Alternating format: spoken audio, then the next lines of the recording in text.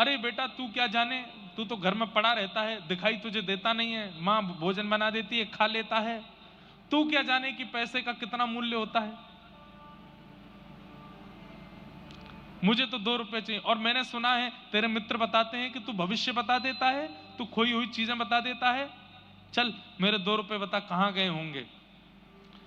सूरदास जी बोले पिताजी मैं अपने ठाकुर जी के द्वारा दी गई विद्या का इस प्रकार प्रयोग नहीं करना चाहता। पिता हट करवाने लगे, बोले बता 2 रुपया कहां है, तेरे पिता की आज्ञा है। तो सूरदास जी बोले पिताजी मैं बता दूंगा कि 2 रुपया कहां है, लेकिन उसके बाद मेरी एक शर्त है। बोले क्या? बता दूंगा कि 2 रुपया कहां है, लेकिन मैं घर छोड़ के चला जाऊंगा फिर। तो पिताजी ने ऐसे देखा, बोले वैसे भी तेरा फायदा क्या है, दिखाई तो देता नहीं तुझको, करता धरता तो तू कुछ है नहीं, जीवन भर तुझे हम ही चलाएंगे, हम ही तुझे कराएंगे,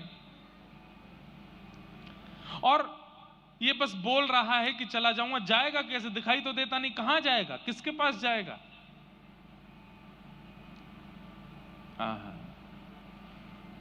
सूरदास जी के अंदर बचपन से ही, कई बच्चों में भी आप लोग देखेंगे कि उनके घर में सिखानी नहीं पड़ी है, पर पता नहीं कहां से उन बालकों में भक्ति आ जाती है। ये उनके पूर्व जन्म के संस्कार हैं। सूरदास जी पूर्व जन्म के श्री उद्धव जी महाराज हैं, इसलिए उनके अंदर भक्ति बाल्यकाल से ही है। कहां जाएगा, 2 रुपया बता के कहीं चला भी जाएगा तो तू जाएगा कहां। सूरदास जी कह रहे हैं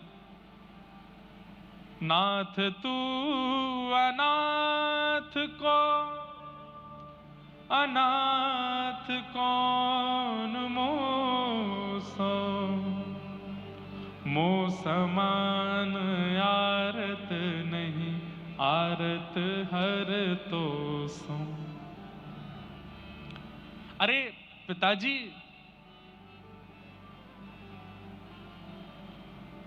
ठाकुर जी के हर नाम के आगे नाथ लगता है, बद्रीनाथ, द्वारिकानाथ, जगन्नाथ, श्रीनाथ।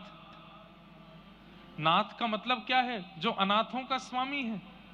अगर मैं घर से चला जाऊंगा तो मेरा स्वामी मेरी रक्षा करेगा। पिताजी बोले अब तू चलिए, बड़ी बड़ी बातें, मुझे ज्ञान मत दे ज्यादा, जल्दी बता 2 रुपया कहां है। बोले पिताजी मैं सच बोल रहा हूं कि मैं बता तो दूंगा, लेकिन मैं घर छोड़ के चला जाऊंगा। अब तू जल्दी बता। उस समय तो 2 रुपया दिख रहा था। सूरदास जी ने बता दिया। बोले रसोई घर जहां मैया भोजन बनाती है, वहां भोजन बनाने वाली जो सब्जियां काट करके जो नाली से बहाई जाती हैं, वहां रात्रि चूहों ने 2 रुपया फेंक दिए हैं, ढूंढ लीजिए मिल जाएंगे। पिताजी गए, जाकर के उस नाली को साफ करके ढूंढने लगे तो वहां दोनों 2 रुपया मिल गए। 2 रुपया लेकर के पत्नी, अरे देखो देखो देखो, मिल गए मिल गए मिल गए, अब तो 6 महीना का राशन आ जाएगा, 6 महीना घर में खूब सुख रहेगा, बढ़िया रहेगा। तभी सूरदास जी अपनी लाठी लिए चल दिए, जाने लगे। पिताजी बोले अरे सूरदास ठीक है, मैं मानता हूं कि तुझे बुरा लगा होगा, लेकिन ऐसे छोड़ के नहीं जाना चाहिए। बोले नहीं पिताजी, मैं वचन का पक्का हूं।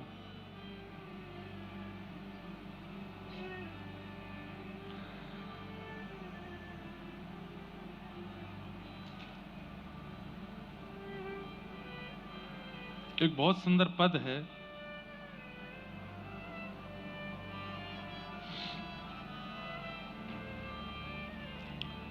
नेत्रहीन है तू, कहां जाएगा, तेरे पास नेत्र तो है नहीं। सूरदास जी कह रहे हैं मैं नेत्रहीन हूं। पिताजी आप नेत्र वाले हो, बहुत ध्यान से सुनिए, कितनी अच्छी बात है। सूरदास जी कह रहे हैं कि पिताजी आपको नेत्र दिए ठाकुर जी ने, ताकि गड्ढा आए तो आप संभल के चलो, ताकि ऊंचाई आए तो आप लांघ के चलो, चाहे मोड़ आवे तो आप मुड़ के चलो, सामने पहाड़ आ जाए तो झुक के चलो। पर मुझे नेत्र नहीं दिए ठाकुर जी ने। क्यों? क्योंकि मेरे नेत्र स्वयं श्री ठाकुर जी हैं, मेरी उंगली पकड़ के वही चलते हैं। आपको तो गड्ढे से स्वयं बचना पड़ता है, पर मुझे ठाकुर जी बचाते हैं। मेरे नेत्र तो श्याम सुंदर हैं। सूरदास जी गा रहे हैं आशा भरी। नैनहीन तुम नैना हे हरि, मैं नैनहीन तुम नैना हे हरि, नैनहीन तुम नैना हे हरि, नैनहीन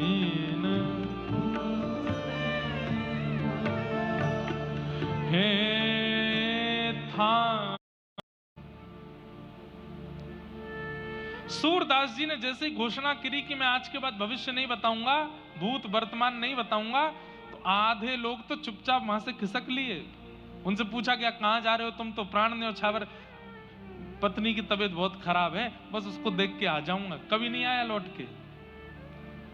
बेटे को वहां भेजना है, बस उसको पहुंचा के आ रहा हूं। ऐसे बहाने बना बना के सब चले गए, अकेले सूरदास जी रह गए।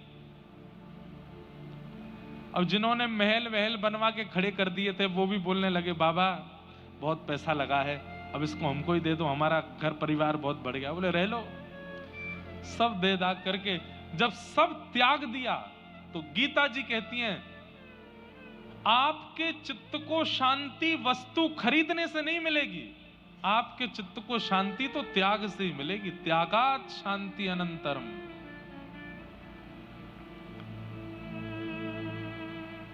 जितने लोगों को जोड़ते चलोगे, जितने संबंध बनाते चलोगे, जितनी व्यवस्थाएं जीवन में लाते चलोगे, उतने ही ज्यादा अशांत हो जाओगे आप।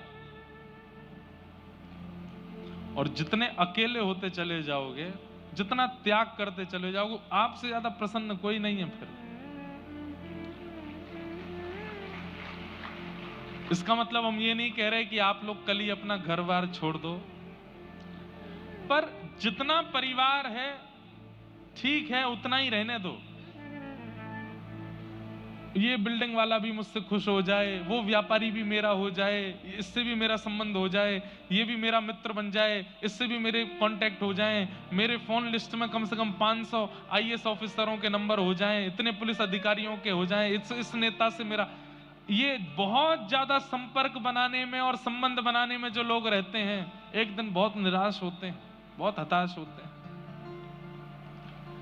संपर्क मतलब, मैंने तो अभी संपर्क संबंधों की बात की, पर किसी भी रूप में, चाहे धन के रूप में, गाड़ी के रूप में, धान्य के रूप में, संबंध के रूप में, ऐश्वर्य के रूप में, जितना विस्तार करोगे उतने शांत होते चले जाओगे।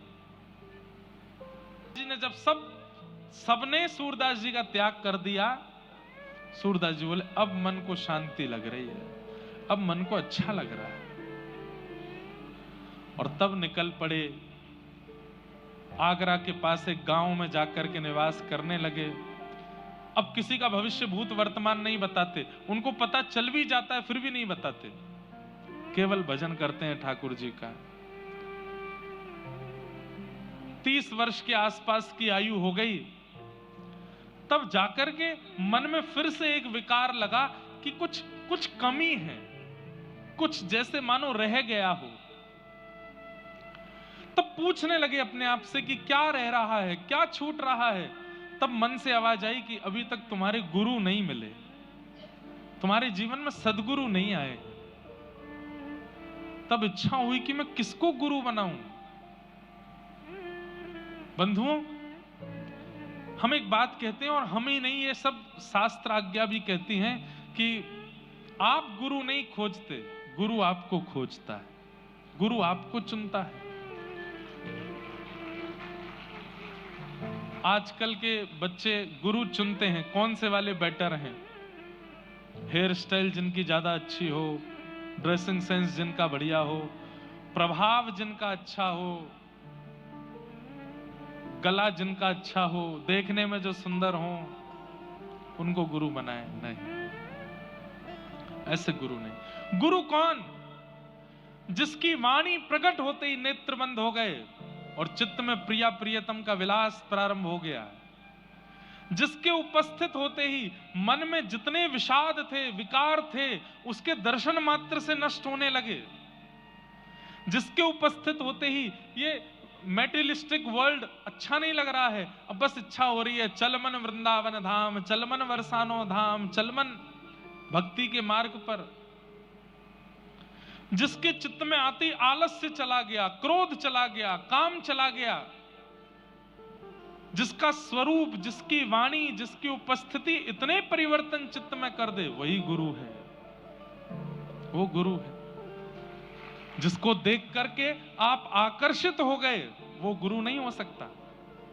जिसको देख करके आपके चित्त का अहंकार, आपके चित्त का काम, क्रोध, ईर्ष्या, द्वेष, अभिनिवेश, अहंता, ममता ये नष्ट हो जाए, वो गुरु है।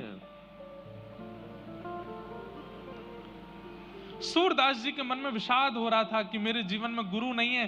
तभी 4-5 लोग चर्चा करते जा रहे थे, अरे तुम्हें पता है एक आचार्य चरण भ्रमण करते हुए व्रजधाम की ओर जा रहे हैं और वो इसी गांव से निकलने वाले हैं। तो दूसरे ने पूछा कौन से आचार्य चरण? तो नाम बोले श्रीमद वल्लभाचार्य जी महाराज।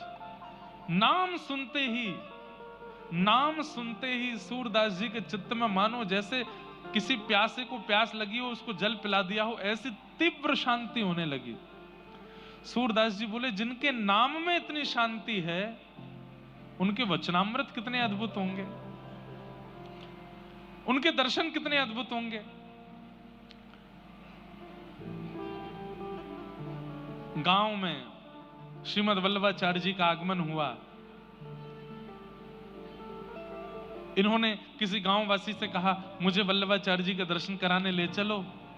तो गांव के सदस्य ने कहा भाई तुम पे नेत्र तो है नहीं, तुम क्या दर्शन करोगे, तुम देख तो पाते नहीं हो, कैसे देखोगे। सूरदास जी का उत्तर गजब का है। बोले मैं उनको नहीं देख पाऊंगा, पर वो तो मुझे देख लेंगे, उनकी दृष्टि तो मेरे ऊपर पड़ जाएगी। बस यही तो चाहिए कि वो मुझे देख लें एक बार।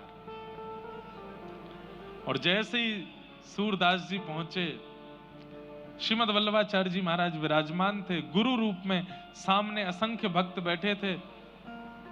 किसी ने कहा ये बड़े अच्छे साधक हैं, इनका नाम सूरदास है। और आंसू कवि किसको कहते हैं? जो तुरंत रचना करके गा देता हो, तुरंत रचनाएं करके बना देता हो, उसको आंसू कवि कहते हैं। और ये आंसू कवि हैं। वल्लभाचार्य जी बोले अच्छा इधर आओ। सूरदास जी लठिया लेके गए, बैठ गए, कुछ सुनाओ।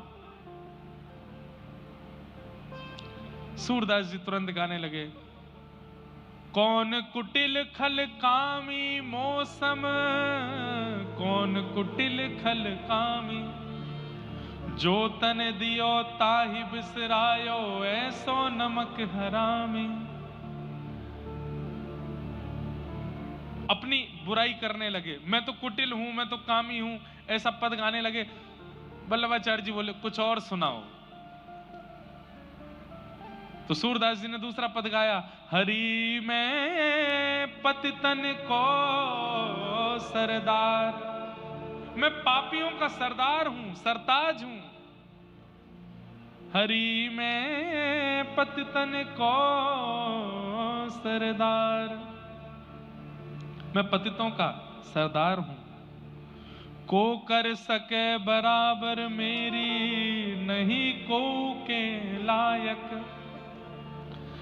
जो प्रभु अजामिल को दीन्हो, सो पाटो लिखत पाऊं। हरि जी में पतितन को सरताज। तो वल्लभाचार्य जी महाराज सामने बैठे बैठे बोले, हमारी ब्रज भाषा का शब्द है, बोले गिघियाए क्यों रहे हो? मतलब सिंपैथी पाने के लिए अपनी इतनी निंदा क्यों कर रहे हो? मैं ऐसा हूं, मैं वैसा हूं, इतने दीन दुल्लर तिल्लर होकर के इतनी बुराइयां अपनी कर रहे हो।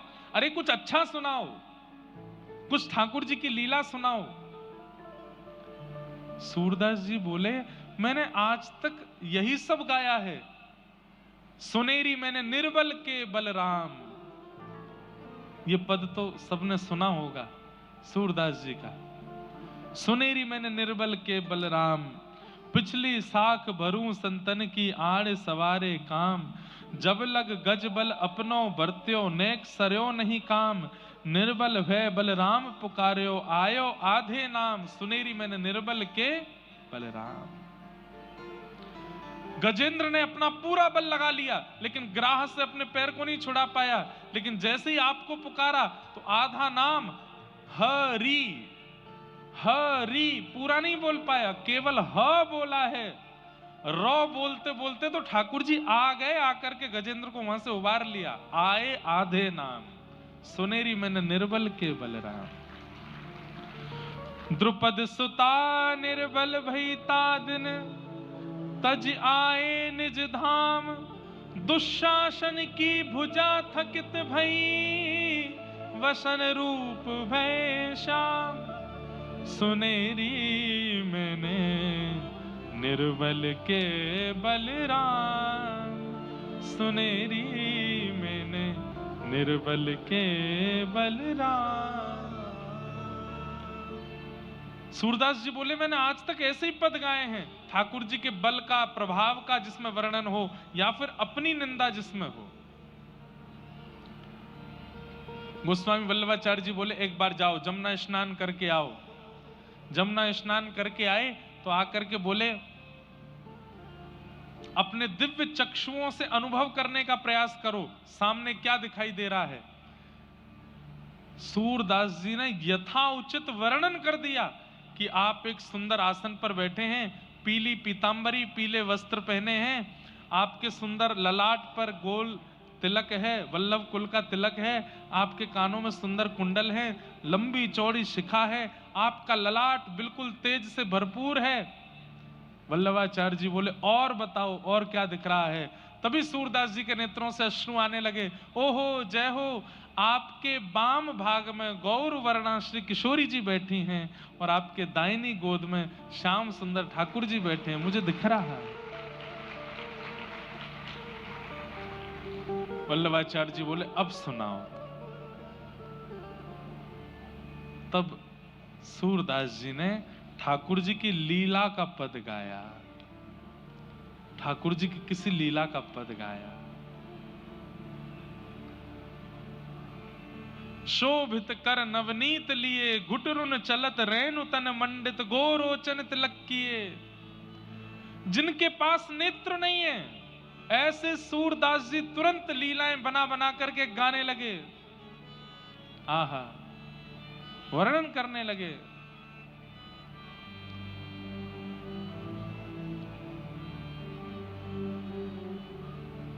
दर्पण हाथ लिए नंद नंदन।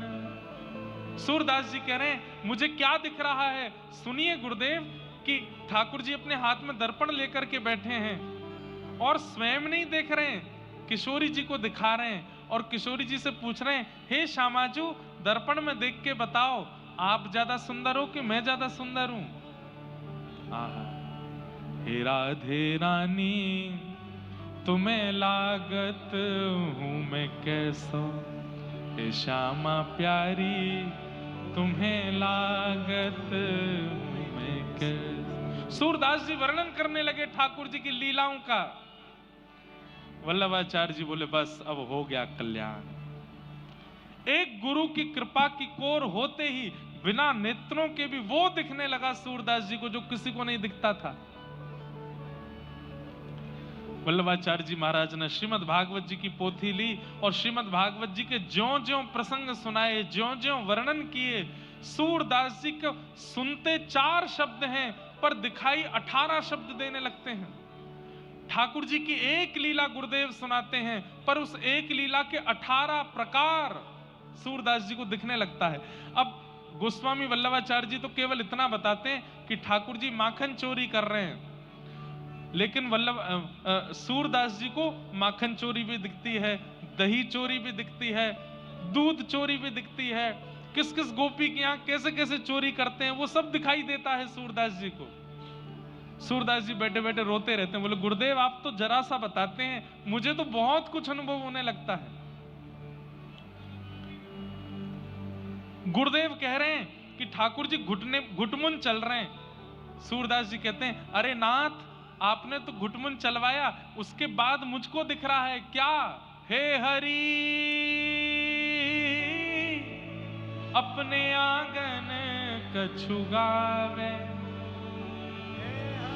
ठाकुर जी खड़े हो गए हैं और अपनी एक भुजा उठा करके कुछ गा रहे हैं, घूम घूम करके गा रहे हैं, मुझे दिखाई दे रहा है। ये गुरु कृपा है।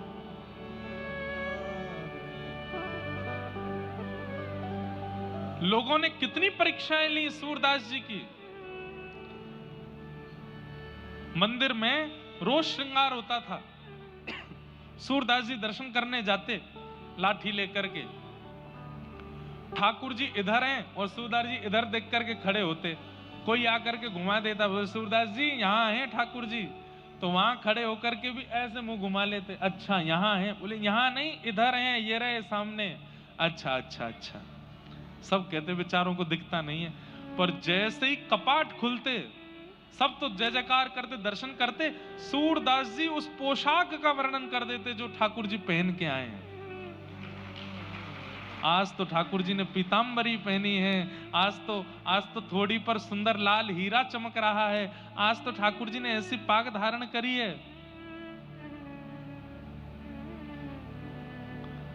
सब लोग बोले, भाई सूरदास, कैसे तुमको अनुभव हो जाता है इतना? तुम्हें कैसे पता चल जाता है कि ठाकुर जी क्या धारण करते हैं, क्या पहनते हैं? बोले सब मेरे गुरुदेव की कृपा। एक दिन सेवायतों ने सोचा, बोले कि ये सोच के आते हैं कि मैं पीले राग का वर्णन करूंगा, पीले वस्त्र का, और उस दिन गलती से हम पीला ही पहना देते हैं। ये पहले से ही सोच विचार करके आते होंगे और ठाकुर जी कृपा करके वही वस्त्र पहन लेते हैं, इसलिए ये वस्त्र का वर्ण, रंग आदि सब बता देते हैं। आज हम एक काम करते हैं, बोले क्या आज ठाकुर जी को वस्त्र ही नहीं पहनाएंगे? देखें तो सही है क्या बताने वाले हैं। ठाकुर जी लंगोटी में खड़े हैं आज केवल। सूरदास जी पहुंचे छड़ी लेकर के, दिखाई नहीं देता नेत्रों से।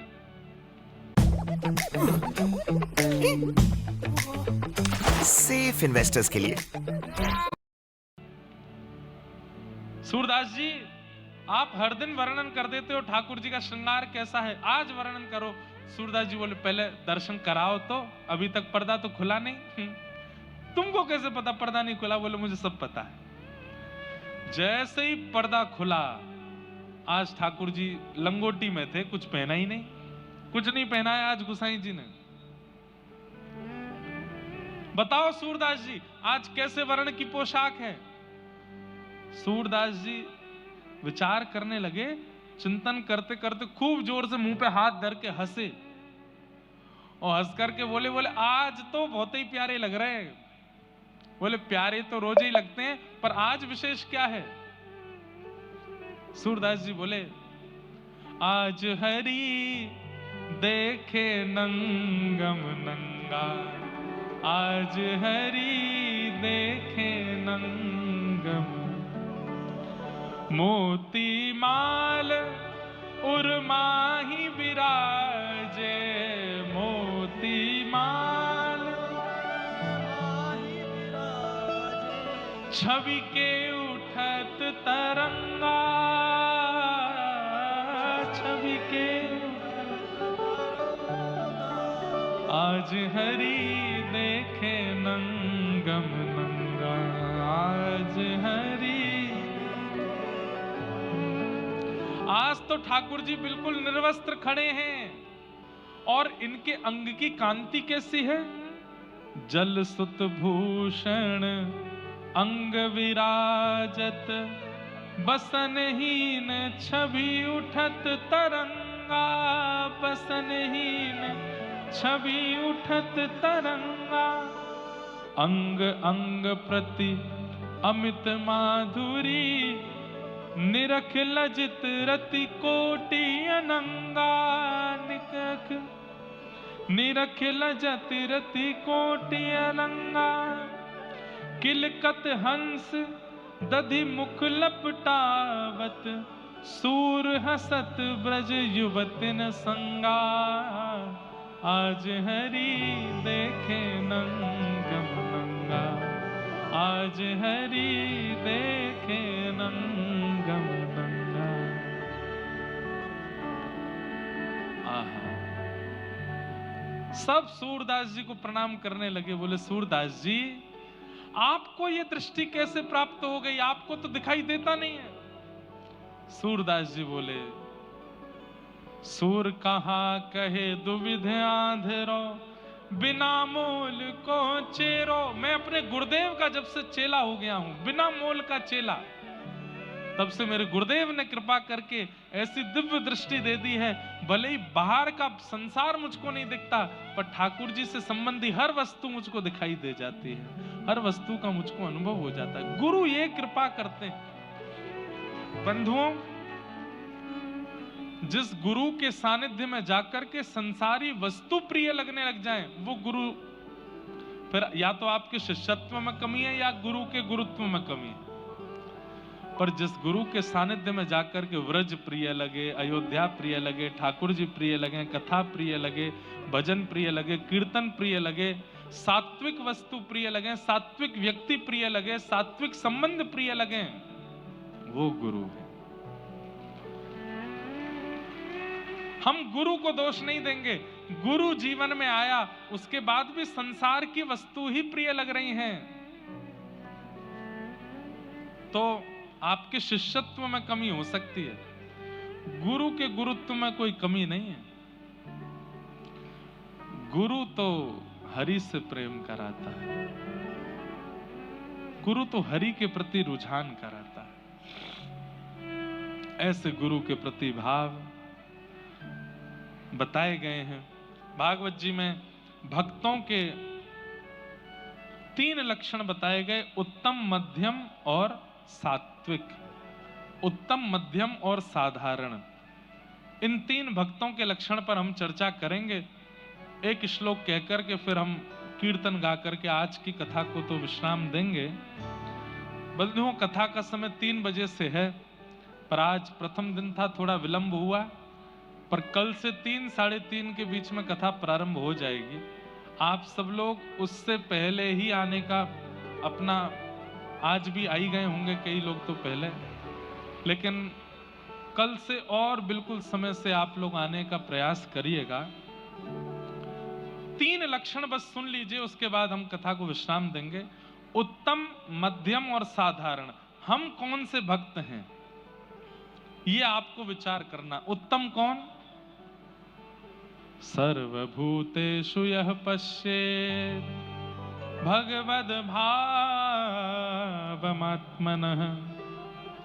भूतानि भगवत्यात्मन् एष भागवतोत्तमः। जो सब जगह ठाकुर जी की व्यापकता को स्वीकार करता है, इसमें भी भगवान है, फूल में भी भगवान है, मुझ में भी भगवान है, आप में भी भगवान है, पंडाल में भी भगवान है, लाइट में भी भगवान है, सब जगह भगवान है, ऐसा विश्वास जिसके चित्त में है, उत्तम भागवत है, वो उत्तम भक्त है। ऐसे भक्त को हम लोग अपनी भाषा में पागल कह सकते हैं, कभी कभी पागल है। कई लोग ऐसे होते हैं, वो कहीं भी पैर लग जाता ना उसको पूछते हैं। ये बुरी आदत नहीं है, ये बहुत अच्छी बात है। भैया सब जगह ठाकुर जी हैं, कहीं पैर लग जाए तो उसको ऐसे स्पर्श करते हैं, या स्पर्श ना भी करें तो उनके मन को खेद होता है कि हमने यहाँ पैर रखा है, इसमें भी ठाकुर जी का तो तत्व विद्यमान है ना। ये उत्तम भागवत का लक्षण है, उत्तम भक्त का लक्षण है, जो सब में और सब जगह ठाकुर जी को देखता है।